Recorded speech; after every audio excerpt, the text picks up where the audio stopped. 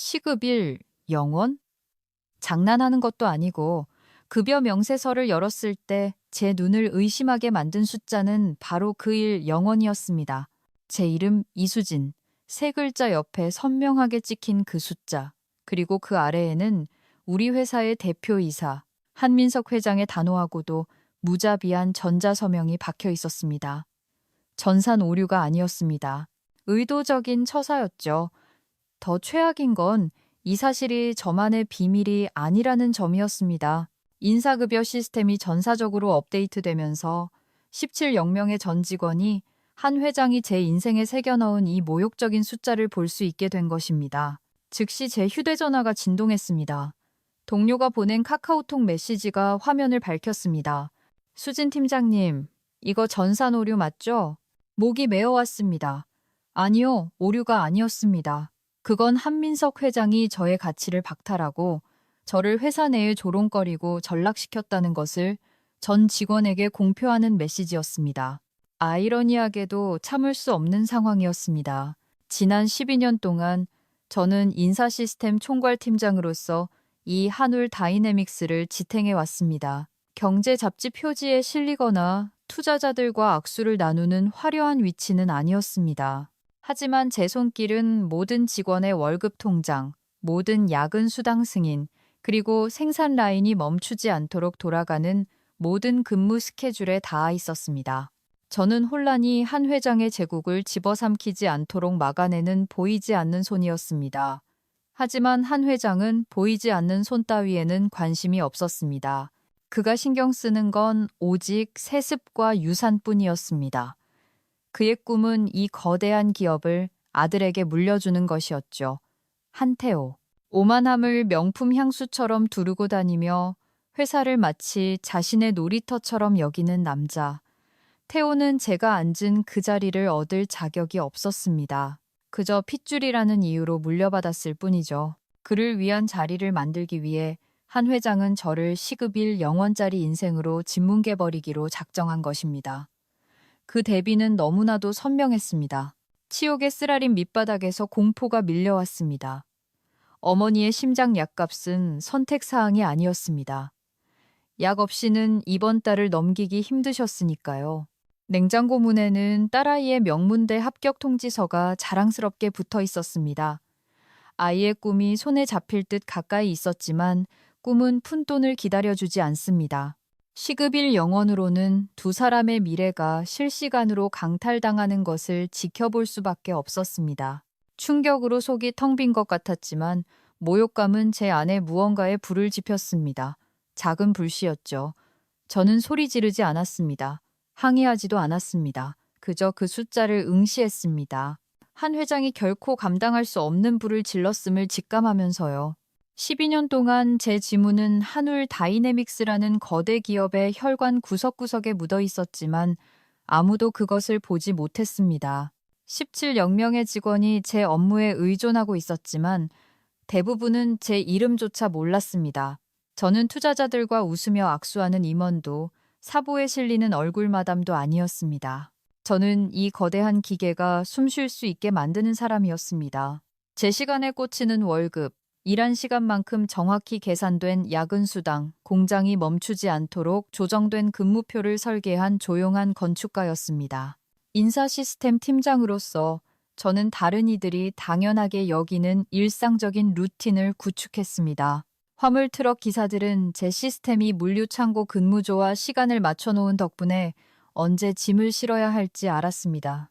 엔지니어들은 급여 마감 전에 제가 야근 코드를 일일이 수정해준 덕분에 밤샘 작업에 대한 보상을 받을 수 있었습니다.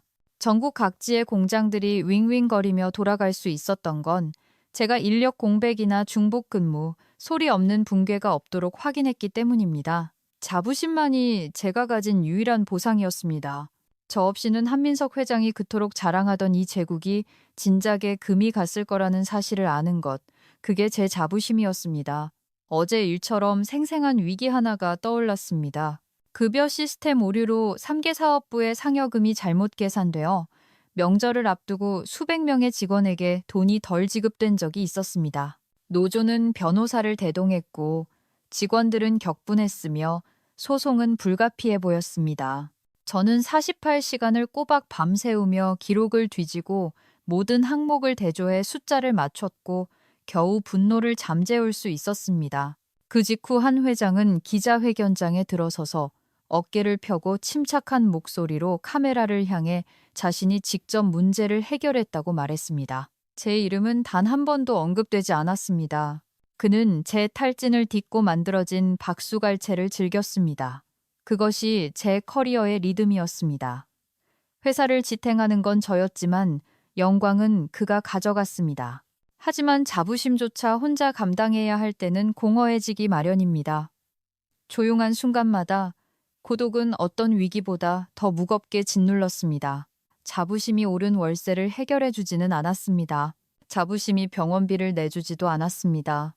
저는 여전히 부엌 식탁에 앉아 약을 한 알 한 알 세어가며 쓰러지지 않기 위해 며칠이나 약을 걸러도 될지 고민하는 어머니의 모습을 보았습니다. 합격 통지서를 쥐고 있던 딸아이의 부드럽지만 날카로운 목소리가 귓가에 맴돌았습니다. 엄마, 나 진짜 갈 수 있는 거지? 내가 꿈꾸던 학교에서 공부할 수 있는 거 맞지? 그 질문은 한 회장의 전자 서명보다 더 깊게 제 마음을 베었습니다. 수천 명의 안정을 구축해 왔지만 정작 저에게 가장 소중한 두 사람의 안정은 약속할 수 없었습니다. 침묵 속에 간직해온 자부심은 갑자기 깨지기 쉬운 유리처럼 느껴졌습니다. 겉은 매끄럽고 멀쩡해 보이지만 작은 충격에도 산산조각 날 준비가 되어 있는 유리말입니다. 저는 한울 다이내믹스에 숨겨진 설계자였고 한 회장이 결코 대체할 수 없는 존재였습니다. 비록 그가 시도는 하겠지만 말이죠. 폭풍 전야의 고요 속에서 저는 깨닫기 시작했습니다. 투명 인간으로 사는 것만으로는 더 이상 충분하지 않다는 것을요. 발표는 마치 축제처럼 연출되었지만 제게는 공개 처형이나 다름없었습니다. 한민석 회장이 대회의실 상석에 섰습니다. 그의 목소리는 사내 방송을 타고 모든 층, 모든 사무실, 모든 휴게실로 울려 퍼졌습니다. 그는 마치 대단한 혁신을 발표하는 사람의 톤으로 말했습니다. 하지만 그의 눈은 저를 가장 먼저 찾았고 그 눈에 서린 번뜩임은 분명했습니다. 이건 혁신이 아니었습니다. 저를 갈아치우기 위한 쇼였습니다. 오늘 그가 선언했습니다. 우리는 새로운 장을 엽니다. 혁신과 에너지, 그리고 가족 경영의 새로운 장을 말입니다. 그는 마지막 단어를 맹세처럼 길게 끌었습니다. 이미 알고 있었지만 그가 소리내어 말했을 때의 쓰라림은 여전했습니다. 자랑스럽게도 제 아들 한태호 상무가 오늘부로 인사 시스템 총괄을 맡게 되었음을 알립니다. 예의상치는 박수가 터져 나왔지만 풍선에서 바람 빠지는 소리처럼 억지스러웠습니다. 사람들의 시선이 제게 쏠리자 가슴이 답답해졌습니다. 호기심 어린 눈빛, 동정하는 눈빛, 애써 무시하려는 표정들, 12년의 노력이 단 한 문장으로 지워졌습니다. 그때 한태호가 들어왔습니다. 남의 옷을 빌려 입은 듯한 양복 차림에 입가에는 그만의 거만한 비웃음을 매달고서 말이죠. 그는 맬 줄도 모르는 넥타이를 만지작거리며 가까이 있는 임원들과 악수를 나눴습니다.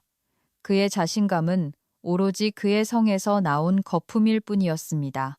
그러고는 저를 돌아보며 비웃음을 더 짙게 띄었습니다. 제가 이 엉망인 상황을 좀 정리해야겠네요. 그가 방 안 전체가 들릴 정도로 크게 말했습니다. 기분 나쁘게 듣진 마세요, 이 팀장님. 하지만 당신 시스템은 너무 낡았잖아요. 이제 묵은 쓰레기는 치울 때가 됐죠. 그는 제 지난 12년의 인생이 창고 구석의 잡동사니에 불과하다는 듯 낄낄거렸습니다. 몇몇이 눈치를 보며 따라 웃었습니다. 그의 말에 동의해서가 아니라 감히 회장의 아들을 거스를 수 없어서였죠. 모욕감이 뱃속에 납덩이처럼 가라앉았습니다. 소리치고 싶었습니다. 매일 밤샘 작업, 제가 막아낸 위기들, 제가 살려낸 급여 지급 일들을 낱낱이 읊어주고 싶었습니다. 저 없이는 이 회사가 진작에 물에 잠겼을 것이라고 상기시켜주고 싶었지만 저는 아무 말도 하지 않았습니다. 제 침묵은 나약함이 아니었습니다. 자제력이었습니다. 공개적으로 버려진 쓰라림 밑에서 더 어두운 무언가가 꿈틀거렸기 때문입니다. 분노, 차갑고 정교한 분노였습니다. 당장 폭발하는 것이 아니라 기다리고 나를 세우고 때를 노리는 그런 분노 말입니다. 한 회장은 마치 회사의 미래를 확보하기라도 한 듯 만족스러운 표정으로 회의실을 둘러보았습니다. 그는 아이러니를 보지 못했습니다. 그는 위험을 보지 못했습니다. 그저 제가 만든 의자에 앉아 권력을 쥐고 있는 아들만 보일 뿐이었습니다. 그는 이해하지 못했습니다. 저는 무릎 위에 손을 포개고 얼굴은 평온하게 유지한 채 가만히 앉아 있었습니다. 하지만 내면에서는 폭풍이 몰아치고 있었죠. 그들은 저를 침묵시키고 존엄성을 박탈했다고 생각했을 겁니다. 하지만 그들이 진짜로 한 일은 한 회장이 전혀 예상치 못한 무기를 제 손에 쥐어준 것이었습니다. 바로 인내였습니다. 파괴와 철수는 다릅니다. 파괴는 시끄럽고 무모하며 명백합니다. 반면 철수는 조용하고 인내심이 필요하며 필연적으로 파괴적입니다. 저는 굳이 태업을 하거나 시스템을 망가뜨릴 필요가 없었습니다. 그저 그들을 보호하는 일을 멈추기만 하면 됐으니까요. 지난 12년 동안 저는 사무실이 깨어나기 전인 매일 아침 시스템을 제 등에 짊어졌습니다. 로그인해서 쏟아지는 경고 메시지들을 검토했죠. 빨간 깃발들, 작은 이상 징후들, 그대로 두면 혼란으로 치달을 불일치들. 그것들은 설계 오류가 아니었습니다. 17영명의 살아 숨쉬는 인력이 만들어내는 필연적인 결과물이었죠. 시스템은 이끌어주는 손길 없이는 유연하게 돌아가지 않습니다. 제가 바로 그 손이었습니다.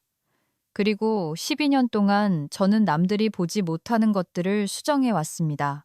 구멍을 때우고 약한 톱니바퀴의 균형을 맞추고 불가능한 일을 쉬워 보이게 만들었습니다. 이제 존엄성을 뺏기고 제 인생의 역작을 비웃는 애송이에게 자리를 내어준 지금 저는 그저 멈췄습니다. 코드를 뽑거나 악성 코드를 심지 않았습니다. 그럴 필요가 없었으니까요. 저는 그저 수정사항을 입력하지 않고 경고를 무시하고 시계처럼 나타나는 오류 해결 버튼을 누르지 않기로 선택했을 뿐입니다. 저는 손을 포개고 모니터를 응시하며 빨간 경고창이 쌓이도록 내버려 두었습니다. 테오가 제 책상에 앉은 첫날, 시스템은 그에게 첫 번째 시험을 안겨주었습니다. 화면에 번쩍이는 빨간 상자가 나타나 영남권 사업부의 급여 스케줄 충돌을 경고했습니다. 그대로 두면 수백 명의 근무자가 중복 예약되어 예산과 야근 수당이 바닥날 상황이었습니다. 방구석 조용한 자리에서 지켜보는 제 심장이 조여왔습니다. 이건 제가 수없이 매끄럽게 처리해왔던 종류의 오류였습니다. 넘어지기를 기다리는 도미노였죠. 태우는 그것을 힐끗 보더니 어깨를 으쓱하고는 알림창을 닫아버렸습니다. 경고 문구를 읽지도 않았습니다. 그에게 그것은 경고가 아니라 귀찮은 팝업창일 뿐이었습니다. 그냥 렉 걸린 거네. 그가 근처에 있는 분석가가 들을 수 있을 만큼 큰 소리로 중얼거렸습니다. 그는 의자에 기대 앉아 씩 웃으며 이메일을 스크롤했습니다. 자신이 방금 어떤 폭풍을 초대했는지 전혀 모른 채 말이죠. 그 순간 저는 알았습니다. 첫 번째 도미노가 넘어갔다는 것을요. 기묘하게도 평온했습니다. 복수의 희열도 야만적인 전율도 느껴지지 않았습니다. 대신 차분하고 확고한 확신이 저를 채웠습니다. 수년 동안 저는 한 회장의 제국과 붕괴 사이를 막고 있는 보이지 않는 벽이었습니다. 그는 그 벽을 당연하게 여기고 발로 차버린 뒤 그 자리에 아들을 앉혔습니다. 이제 그는 그 벽이 없는 세상이 어떤 모습인지 알게 될 것입니다. 침묵은 저의 반란이었습니다.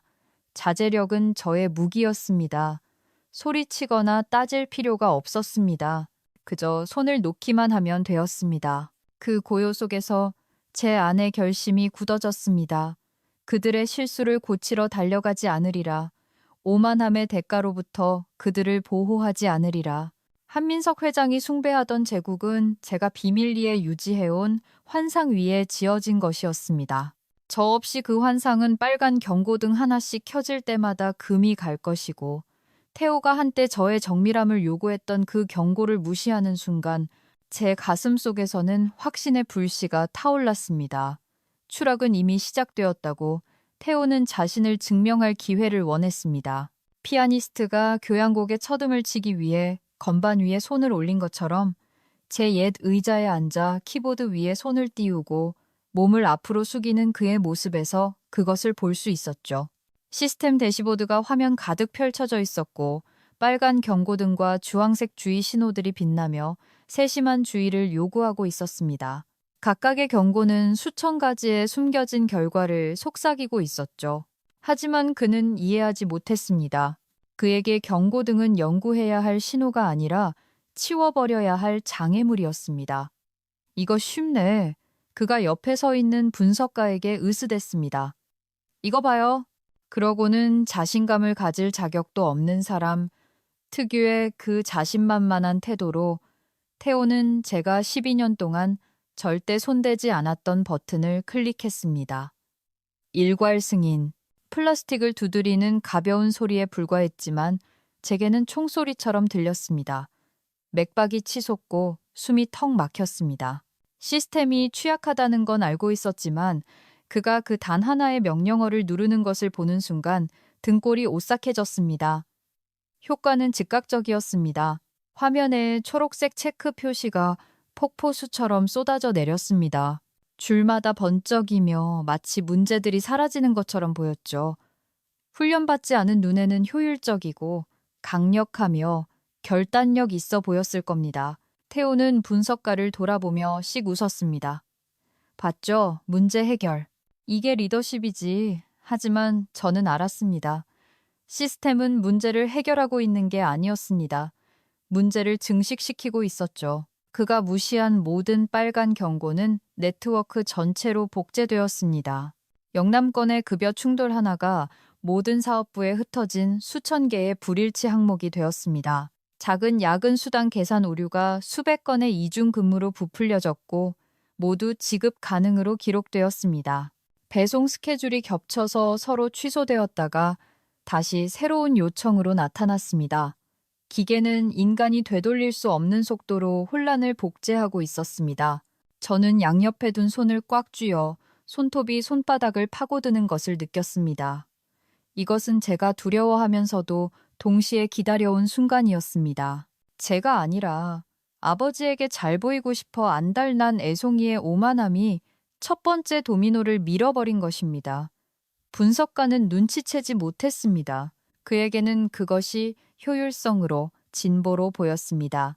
심지어 그는 태호의 등을 두드려주기까지 했습니다. 대단하십니다. 태호는 신기루에 불과한 승리에 도취되어 비웃음을 흘렸습니다. 저는 멀리서 침묵을 지키며 서 있었습니다. 제 온몸의 세포가 당장 달려가서 멈추라고 곧 재앙으로 치달을 이 사태를 되돌리라고 소리치고 싶었습니다. 하지만 저는 움직이지 않았습니다. 한 회장이 제게서 빼앗아간 그 무게를 다시는 짊어지지 않겠다고 스스로 약속했으니까요. 서버실에 윙윙거리는 소리가 방을 채웠습니다. 누가 살고 죽든 상관없다는 듯 무심하고 일정한 심장 박동처럼요. 그리고 거짓 승인 내역들이 화면을 타고 내려가는 것을 지켜보며 저는 뼈저린 냉기가 깊숙이 자리 잡는 것을 느꼈습니다. 도미노가 쓰러지기 시작했습니다. 이제 한 회장도 태호도 심지어 저조차도 그것을 멈출 수 없었습니다. 수년 만에 처음으로 그 짐은 더 이상 제 것이 아니었고 제 절제의 침묵은 제가 말할 수 있었던 어떤 경고보다 더 크게 울렸습니다. 금이 간 곳은 채 1시간도 안 되어 균열로 변했습니다. 대시보드 위에 조용한 이상, 징후 몇 개로 시작된 것이 들불처럼 한울 다이내믹스의 구석구석으로 번져나갔습니다. 급여팀에서는 이중 입력, 근무시간 누락, 그리고 이미 퇴사한 사람의 계좌로 상여금이 들어갔다는 보고가 빗발쳤습니다. 현장 관리자들은 근무표의 한 직원이 동시에 두 장소에 배치된 것을 발견하고 혼비백산했습니다. 화물 트럭들은 배차된 기사가 없어 하역장에 멈춰 섰고 다른 트럭들은 화물도 싣지 않은 채 텅 빈 트레일러로 배차되어 나갔습니다. 60분이 지났을 때 손실은 이미 천문학적이었습니다. 시간당 15억 원, 예상치나 추정치가 아니었습니다. 아무도 막을 수 없는 방식으로 시스템에서 진짜 현금이 피처럼 쏟아져 나가고 있었습니다. 협력 업체들은 해명을 요구했고 배송은 지연되었으며 거래처들은 계약 파기를 언급하며 전화를 걸어왔습니다.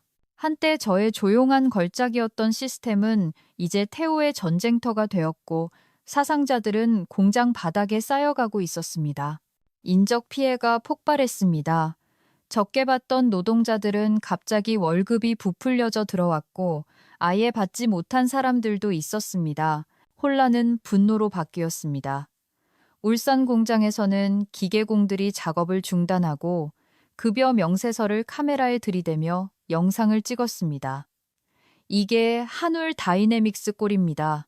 한 노동자가 분노에 찬 목소리로 소리쳤습니다. 월급 하나 똑바로 못 주면서 일은 시키겠다고? 해결될 때까지 작업 안 합니다. 몇 분 만에 이 영상은 소셜미디어와 커뮤니티로 퍼져나갔고 회사 측이 대응하기도 전에 수많은 공유와 댓글이 달렸습니다. 회사의 부패와 착취를 고발하는 해시태그가 실시간 트렌드에 오르기 시작했습니다. 제가 항상 주시해오던 도미노들이 무너지고 있었지만 회사 내부에는 그것을 받아낼 능력이 있는 사람이 아무도 없었습니다. 임원실에서 한민석 회장은 이성을 잃어가고 있었습니다.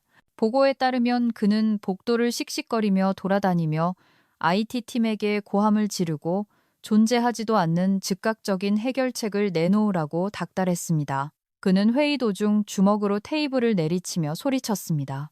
시스템이 문제야. 시스템이 고장났다고. 그의 고함은 유리벽을 넘어 울려 퍼졌습니다.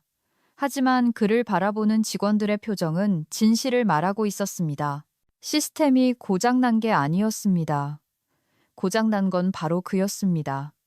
제국이 불길에 휩싸이는 와중에도 한 회장은 오만함을 놓지 않았습니다. 그는 오류를 인정하려 하지 않았고 아들에게 통제권을 넘긴 것이 붕괴의 도화선이 되었다는 사실을 받아들이지 않았습니다. 우리가 통제할 수 있어.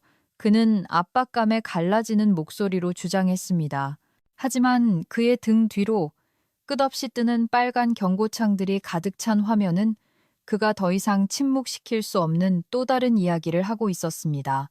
혼란은 더 이상 데이터에만 국한되지 않았습니다. 그것은 살아 움직이며 확산되었고 매시간 그의 왕국에서 15억 원씩을 집어삼키고 있었습니다. 그럼에도 한민석 회장은 이 재앙이 단순한 전산 오류가 아니라 오만의 결과라는 것을 보려 하지 않았습니다. 이사회실은 폭풍의 눈 같았지만 한민석 회장은 소리 지르는 것만으로 파도를 잠재울 수 있다는 듯 중앙에 서 있었습니다.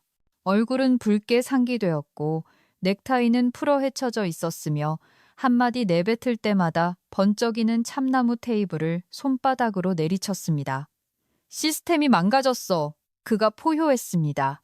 한 사람한테 너무 많은 걸 맡기면 이런 꼴이 나는 거야. 이수진이 이 난장판을 만들어 놓고 나간 거야.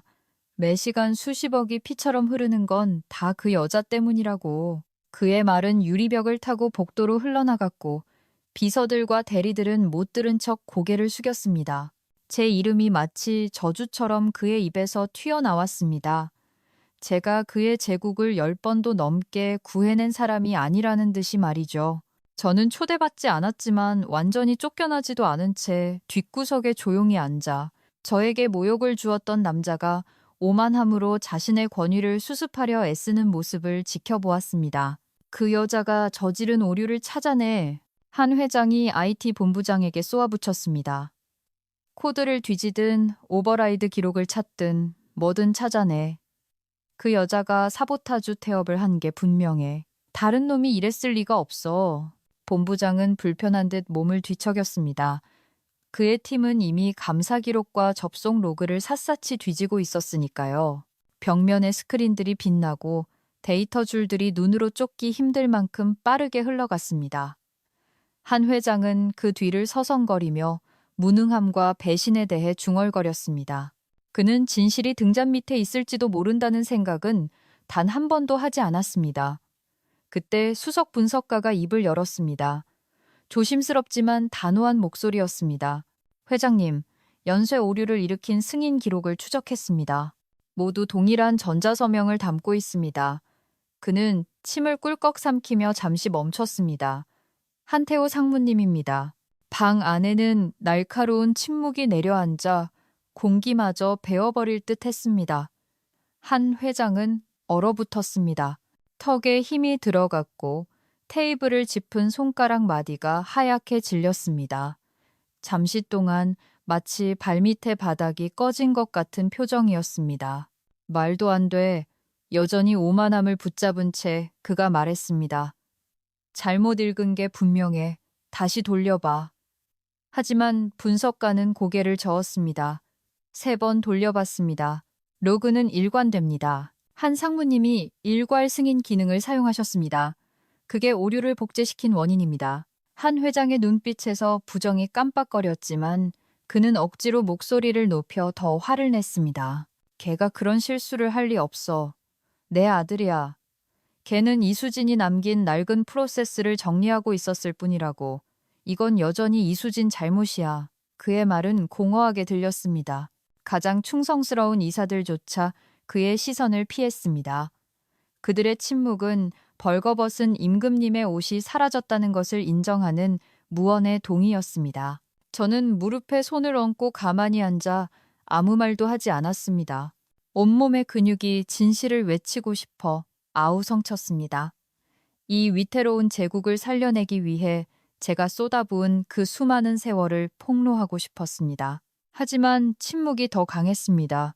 침묵은 그들이 한 회장을, 태호를, 그리고 그들이 불러온 혼란을 직시하게 만들었습니다. 그리고 그 침묵 속에서 저는 느꼈습니다. 아주 희미한 정의의 맛을요. 달콤하고 날카롭고 부인할 수 없는 맛. 법정이나 계약서가 주는 정의가 아니라 오만함이 마침내 그 자체의 무게를 이기지 못하고 무너져 내릴 때 오는 그런 종류의 정의 말입니다. 감사로그의 폭로로 이미 긴장감이 감돌던 이사회실은 혼돈으로 갈라졌습니다. 마침내 한태호가 입을 열었을 때 그의 얼굴은 창백했고 자신감은 바닥났으며 셔츠 깃에는 식은땀이 고여 있었습니다. 그는 자부심이 아닌 두려움에 찬 눈으로 아버지를 바라보았습니다. 아버지가 하라고 하셨잖아요. 그가 불쑥 내뱉었습니다. 목소리가 갈라졌고 테이블에 앉은 모든 이사가 충격을 받아 몸을 앞으로 기울였습니다. 승인 누르라고 하셨잖아요. 그게 제일 빨리 해결하는 방법이라면서요. 순간 침묵이 방을 질식시켰습니다. 아무도 움직이지 않았습니다. 그 말은 마치 한 회장의 머리 위에 매달린 칼날처럼 공중에 멈춰 있었습니다. 아버지의 얼굴이 어두워졌습니다. 분노와 불신이 얼굴을 일그러뜨렸습니다. 태호야, 그가 낮게 으르렁거렸습니다. 한마디만 더 해봐. 하지만 피해는 이미 발생했습니다. 이사회는 똑똑히 들었습니다. 한민석의 리더십이라는 오만함이 실시간으로 풀려나가고 있었고 이제 거기에는 아들의 겁에 질린 자백까지 더해졌습니다. 저는 구석에 앉아 제국이 스스로를 잡아먹는 것을 지켜보았습니다. 비현실적인 광경이었습니다. 후계자를 왕좌에 앉히려는 시도가 도리어 왕조의 속이 텅 비었음을 드러내고 말았으니까요. 그때 태호의 몰락을 확정짓는 결정타가 날아왔습니다. 한 이사의 휴대폰으로 알림이 울렸습니다. 몇 초 만에 화면은 한 직원의 태블릿으로 촬영된 흔들리는 영상으로 가득 찼습니다. 태호의 목소리가 분명하게 회의실을 울렸습니다. 이거 봐. 이수진이 싸지른 똥. 내가 클릭 한 번으로 다 치웠어. 그는 낄낄거리며 승인 버튼을 두드리고 으스댔고 배경음으로는 동료들의 불안한 웃음소리가 들렸습니다. 이게 바로 리더십이지. 영상이 반복 재생되는 동안 이사회는 공포에 질린 침묵 속에 그저 멍하니 바라보았습니다. 태호의 비웃음, 경솔한 말들, 자화자찬, 이 모든 것이 사내 메신저를 넘어 소셜미디어로 유출되는 데는 몇 분도 걸리지 않았습니다. 이제 세상은 시간당 15억 원짜리 재앙을 촉발한 것이 태업이 아니라 무능함이었다는 증거를 갖게 되었습니다. 태호는 말을 더듬으며 목소리가 떨렸습니다. 저건 앞뒤 맥락이 잘린 거예요. 그냥 농담이었어요. 농담이었다고요. 그는 손을 떨며 휴대폰을 밀어냈지만 이사들의 표정은 그가 이미 알고 있는 사실을 말해주고 있었습니다. 맥락은 중요하지 않았습니다. 진실은 명백했으니까요. 얼굴이 시뻘개진 한 회장은 절박하게 주먹을 내리쳤습니다. 그만! 이 난장판 당장 끝내! 그는 비서를 향해 날카롭게 손짓했습니다. 외부 컨설팅팀 들여보내. 몇 시간 후 값비싼 양복을 입은 외부 컨설턴트들이 즉각적인 해결과 기술적 마법을 약속하며 건물 안으로 들어왔습니다. 대중에게는 결단력 있는 조치로 보였습니다. 유리문 밖에 진을 친 기자들은 노트북과 바인더를 든 전문가들이 은밀한 톤으로 대화하는 모습을 보았습니다. 투자자들은 통제되고 있다는 겉모습에 매달렸습니다. 한 회장은 카메라를 향해 비장하게 미소 지으며 자신이 신속하게 행동했고 폭풍을 막아냈다는 이미지를 연출했습니다. 그리고 아주 잠깐 동안은 그가 이긴 것처럼 보였습니다. 시스템 붕괴 속도가 느려졌습니다. 여기저기 패치가 적용되었습니다. 빨간 경고등이 일시적으로 꺼졌습니다. 출혈이 덜 심각해 보였습니다. 한 회장에게 그것은 승리였지만 거짓 승리였습니다. 그는 저를 침묵시키고 저의 존재 가치를 지워버렸으며 위기를 다시 어둠 속으로 밀어넣었다고 믿었습니다. 하지만 저는 더 잘 알고 있었습니다. 가짜 패치는 상처를 치료하지 못합니다. 다음 충격이 와서 상처가 완전히 벌어질 때까지 잠시 가려둘 뿐이죠. 잠시나마 한 회장은 배가 안정을 되찾았다고 믿고 싶었을 겁니다. 외부 컨설턴트들은 어디에나 있었고 서버 위로 몸을 숙이고 명령어를 입력하며 밖에 카메라를 의식해 화이트보드에 흐름도를 그렸습니다. 통제권이 회복된 것처럼 보였습니다. 화면을 가득 채우던 빨간 경고들도 이제 덜 깜빡거렸습니다. 한 회장은 뒷짐을 지고 턱에 힘을 준 채 결단력 있는 행동을 취한 리더의 이미지를 과시했습니다. 하지만 저는 그 희미해진 경고등이 진짜 무엇을 의미하는지 알고 있었습니다. 치료제가 아니라 임시방편, 동맥 출혈 위에 반창고를 붙인 격이었습니다. 3일째 되던 날, 컨설턴트들은 한 회장과 이사회를 비공개 회의로 소집했습니다. 저는 초대받지 못했지만 그럴 필요도 없었습니다. 공포가 닥치면 소문은 빨리 퍼지는 법입니다. IT 이사 중 한 명이 회의 내용을 동료에게 전했고 그 동료는 또 다른 사람에게 속삭여 결국 비밀은 손에서 손을 타고 제 메일함에 도착했습니다. 회장님, 수석 컨설턴트가 말했다고 합니다. 시스템 아키텍처를 분석해봤습니다. 우리가 본 어떤 것과도 다릅니다. 수동 오버라이드와 문서화되지 않은 프로토콜들이 겹겹이 쌓여 있습니다. 이건 버그가 아닙니다. 시스템을 지탱해온 접착제입니다. 그리고 우리는 이걸 복제할 수 없습니다. 한 회장은 발끈했습니다. 그럼 고치면 되잖아. 그러라고 당신들 부른 거야. 컨설턴트의 목소리는 차분했지만 단호하게 결정타를 날렸습니다. 원 설계자만이 안정화할 수 있습니다. 그분 없이는 우리가 시도하는 모든 수정이 2개의 새로운 오류를 만들어낼 뿐입니다. 시스템이 고장난 게 아닙니다. 우리를 거부하고 있는 겁니다. 애초에 이수진 팀장 없이는 돌아가지 않도록 되어 있었던 겁니다. 뒤따른 침묵은 어떤 고함보다 무거웠습니다. 찰나의 순간 한 회장의 오만의 금이 갔습니다. 그는 자신의 제국을 외부인들의 손에 맡겼습니다. 그리고 그들은 방금 그에게 그가 내치고 모욕을 주었던 바로 그 사람이 유일하게 남은 열쇠라고 말한 것입니다. 하지만 그가 자세를 고쳐잡기도 전에 2번째 타격이 날아들었습니다. 주요 투자자인 태양 인베스트먼트가 언론에 성명서를 발표했습니다. 그들의 말은 어떤 컨설턴트의 보고서보다 날카로웠습니다. 우리는 더 이상 한울 다이내믹스의 리더십이나 인프라를 신뢰할 수 없습니다. 즉시 발효됩니다. 우리는 보유 지분을 전량 매각합니다. 몇 분 만에 시장이 반응했습니다. 회사의 주가는 곤두박질 쳤고 트레이더들은 패닉에 빠져 매도 주문을 쏟아냈습니다. 브로커들이 포지션을 정리하느라 전화벨이 끊이지 않았습니다. 화면은 온통 파란색 한국 주식시장의 하락색으로 물들었고 숫자는 한 회장이 숨을 쉬는 것보다 더 빠르게 아래로 떨어졌습니다. 이사회실은 아수라장이 되었습니다. 이사들은 서로 소리를 지르며 해명을 요구하고 한 회장의 사퇴를 촉구했습니다. 그는 테이블을 내리치며 아직 끝나지 않았다고. 이건 일시적인 후퇴일 뿐이라고 소리쳤지만 그의 목소리에는 더 이상 권위가 실려 있지 않았습니다. 절망만이 묻어났죠. 외부에서 보기에 상황은 명확했습니다. 잠시 동안 한 회장은 폭풍을 막을 수 있다고 믿으며 당당히 서 있었습니다. 이제 그가 붙잡고 있던 희망은 산산조각 났고 무시하기엔 너무나 날카로운 현실로 대체되었습니다. 그의 제국은 사보타주가 아니라 그 자신의 손에 의해 무너지고 있었습니다. 그리고 그의 왕국이 자유낙하하는 동안 저는 침묵을 지키며 그 필연적인 전개를 지켜보았습니다. 추락은 완전했습니다. 한민석 회장과 그의 아들 한태호는 모든 것을 잃었습니다. 이사회는 그들의 권한을 박탈했습니다.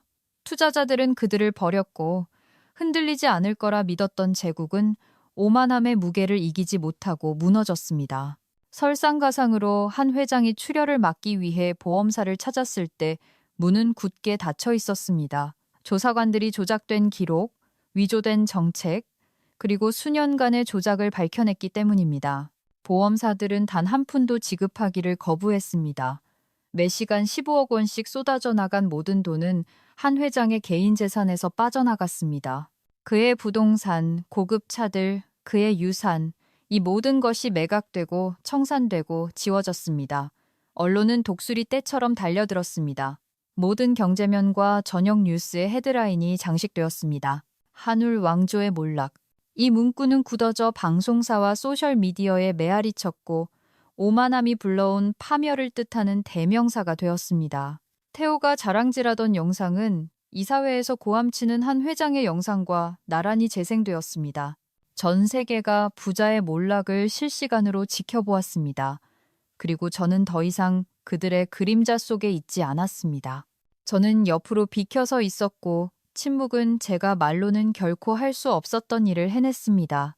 인생에는 조용한 시적인 순간들이 있습니다. 붕괴 며칠 후 경쟁 기업에서 연락이 왔습니다. 그들은 행간을 읽으며 이 사태를 주시하고 있었습니다. 지난 12년 동안 누가 톱니바퀴를 굴려왔는지 알고 있었죠. 그들의 제안은 파격적이었습니다. 운영총괄 상무직, 예전 연봉을 훨씬 뛰어넘는 급여, 그리고 어머니의 심장약을 다시는 아껴 드시지 않아도 될 만큼 강력한 복지 혜택, 딸아이의 대학 등록금 전액 지원까지 수년 만에 처음으로 무게가 거쳤습니다. 재정적인 무게뿐만 아니라 감정적인 무게까지도요. 한 회장이 제게서 뺏으려 했던 존엄성이 완전히 돌아왔습니다. 저는 처음 급여 명세서를 받던 순간을 떠올렸습니다. 시급 1영원의 굴욕, 동료들의 수군거림이 주던 따가움, 가족의 미래가 사라지는 것을 상상할 때의 공포, 그리고 지금 제가 서 있는 곳을 생각했습니다. 저울은 균형을 찾았고 제가 목소리를 높이지 않아도 정의는 실현되었습니다. 저는 싸우지 않았습니다. 소리치지 않았습니다. 그저 비켜섰을 뿐입니다.